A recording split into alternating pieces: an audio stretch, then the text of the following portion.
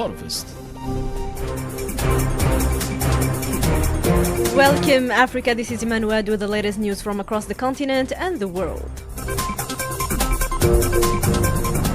Rwandan President Paul Kagame concludes his official visit to Algeria. Several agreements and memorandum of understanding were signed and translated into concrete projects. Alongside President Abdelmajid Tebboune, both leaders reaffirmed their commitment to peaceful conflict resolution and rejection of foreign interference in Africa, while pledging to deepen cooperation in politics, security, culture, and trade. President Kagame also voiced support for the African Continental Free Trade Area and highlighted the role of Rwanda in advancing African Medicines Agency headquarters in Kigali. Rwanda's Defense Minister Juvenal Marizimunda is currently on a visit to the truck and bus factories in Ruiba, Algeria. He has been welcomed by top officials from Algeria's Ministry of National Defense, including Secretary General Major General Mohamed Saleh Ben Bisha. Marizimunda, during his tour in the industrial complex, has signed the factory guest book.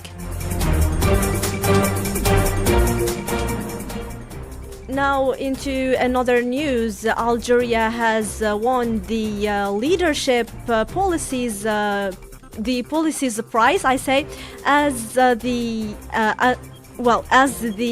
ministers of the ministers of startups and the ministers of vocational training took the prizes.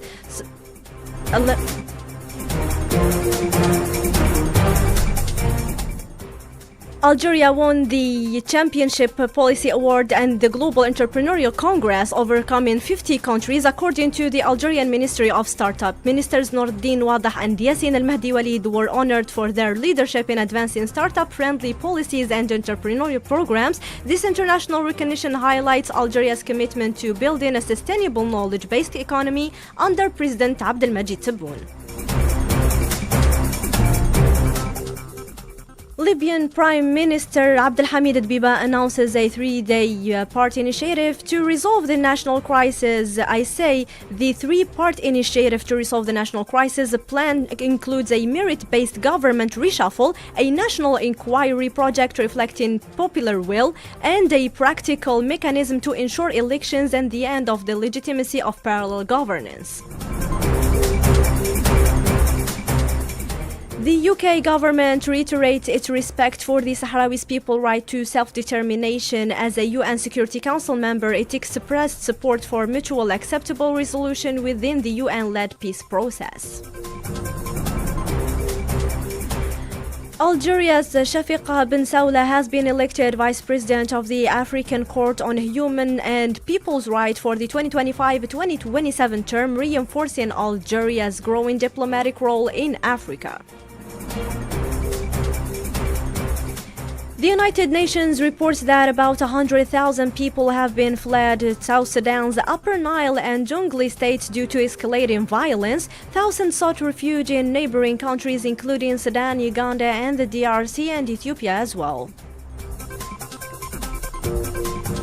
In Nigeria, Kaduna State, 11 school children aged 4 to 9 died in a sand mining site collapse. Authorities are investigating possible illegal child labor in the incident. Concluding this harvest with the sport, as the Algerian national football team continues training in Sidi Moussa ahead of two friendlies against Rwanda tomorrow in Constantine and versus Sweden on June 10th in Stockholm, according to the Algerian Football Federation. And that sums up today's news. Thank you for paying attention. Don't go too far and join Siam Bougazi for the French main news at 6:45 p.m. and keep enjoying today's program with Ifrikya FM, the voice of Africa.